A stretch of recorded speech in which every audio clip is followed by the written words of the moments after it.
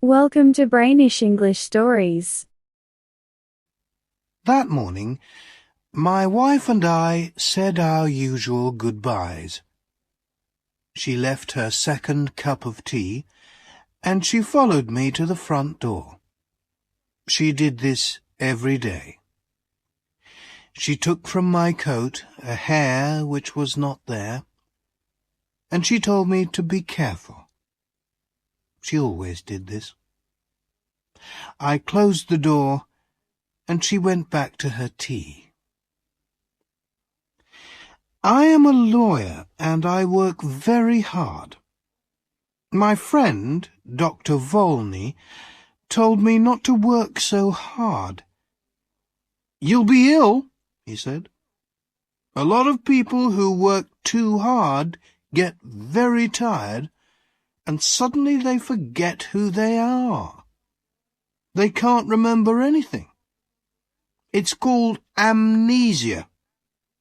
You need a change and a rest." "But I do rest," I replied.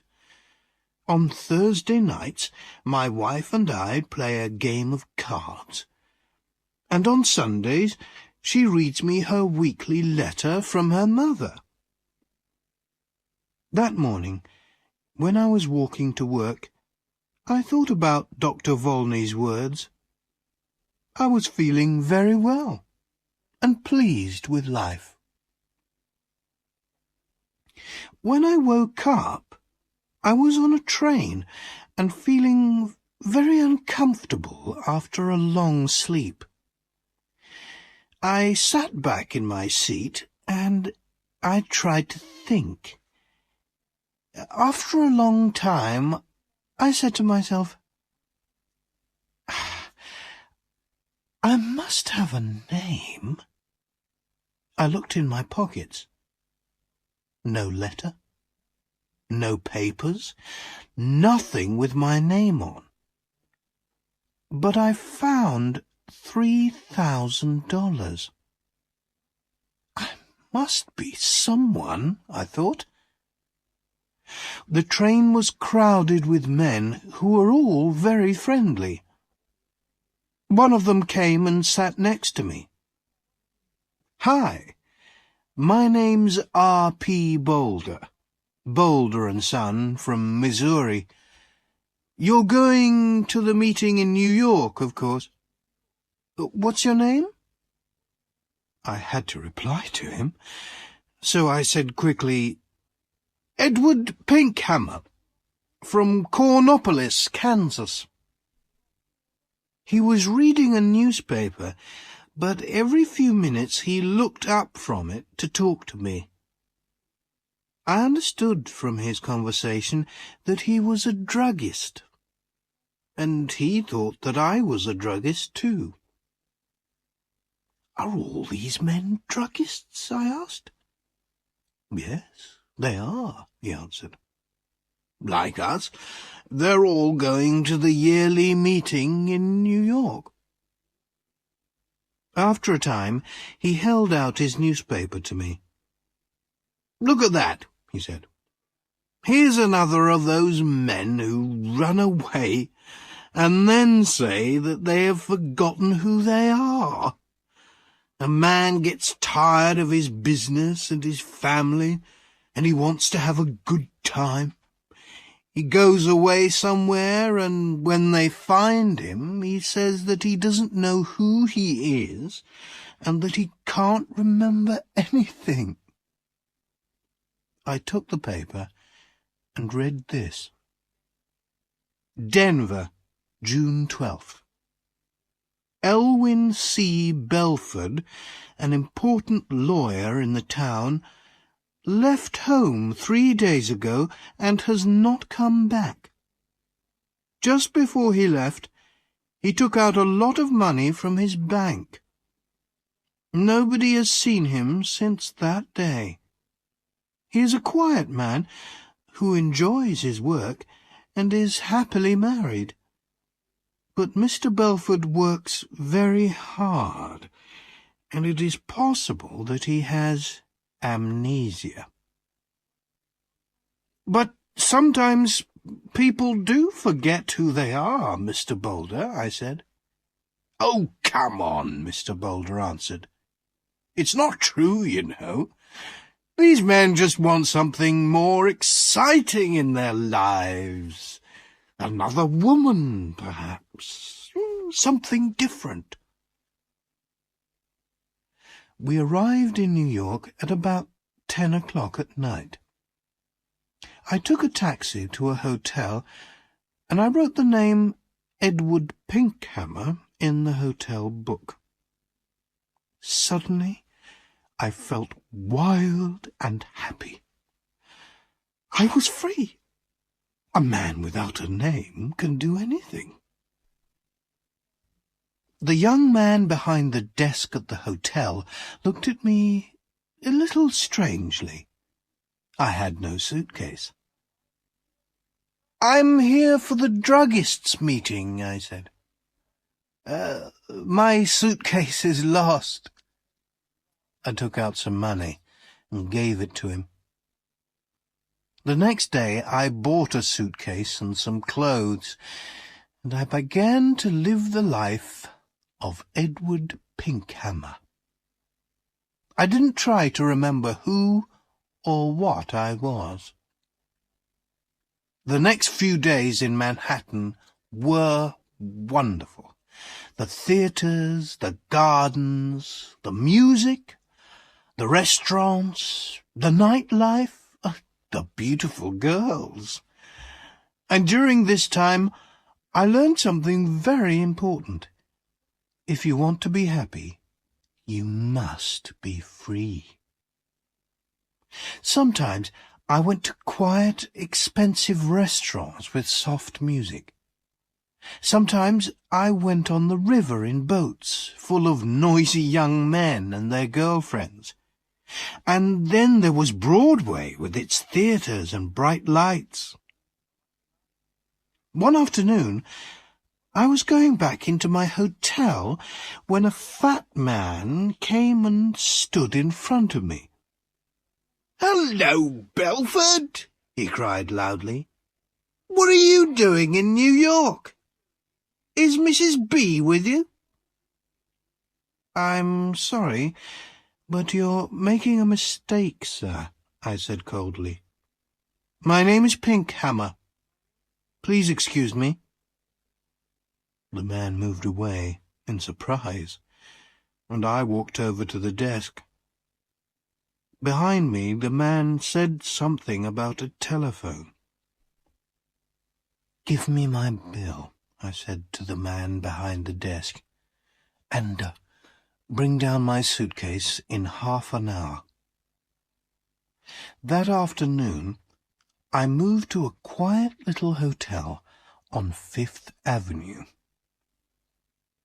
One afternoon, in one of my favourite restaurants on Broadway, I was going to my table when somebody pulled my arm. "Mr. Belford!" a sweet voice cried. I turned quickly and saw a woman who was sitting alone. She was about 30, and she had very beautiful eyes. "How can you walk past me like that?" she said. "Didn't you know me?" I sat down at her table. Her hair was a beautiful red-gold colour. "Are you sure you know me?" I asked. "No," she smiled. "I never really knew you." "Well, my name is Edward Pinkhammer," I said, "and I'm from Kansas." "So you haven't brought Mrs. Belford with you, then?" she said, and she laughed. "You haven't changed much in 15 years, Elwyn." Her wonderful eyes looked carefully at my face. "No," she said quietly. "You haven't forgotten. I told you that you could never forget." "I'm sorry," I answered, "but that's the trouble. I have forgotten. I've forgotten everything. She laughed. Did you know that I married 6 months after you did? It was in all the newspapers. She was silent for a minute. Then she looked up at me again. Tell me one thing, Elwyn, she said softly. Since that night, 15 years ago, can you touch, smell, or look at white roses and not think of me? I can only say that I don't remember any of this, I said carefully. I'm very sorry. I tried to look away from her. She smiled and stood up to leave. Then she held out her hand to me, and I took it for a second. Oh, yes, you remember, she said, with a sweet, unhappy smile.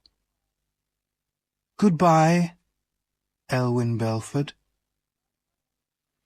That night I went to the theatre, and when I returned to my hotel, a quiet man in dark clothes was waiting for me. Mr. Pinkhammer, he said, can I speak with you for a minute? There's a room here. I followed him into a small room. A man and a woman were there. The woman was still beautiful, but her face was unhappy and tired. I liked everything about her. The man, who was about 40, came to meet me. Belford, he said, I'm happy to see you again. I told you that you were working too hard. Now you can come home with us. You'll soon be all right.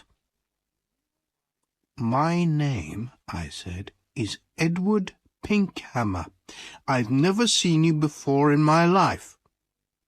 The woman cried out, Oh, Elwyn! Elwyn! I'm your wife! She put her arms around me, but I pushed them away. Oh, Dr. Volney, what is the matter with him? The woman cried. Go to your room, the doctor said to her. You'll soon be well again. The woman left, and so did the man in the dark clothes. The man, who was a doctor, turned to me and said quietly, Listen, your name is not Edward Pinkhammer. I know that, I replied, but a man must have a name. Why not Pinkhammer? Your name, the doctor said, is Elwyn Belford. You are one of the best lawyers in Denver, and that woman is your wife. She's a very fine woman, I said, after a minute. I love the colour of her hair. She's a very good wife, the doctor replied. When you left 2 weeks ago, she was very unhappy.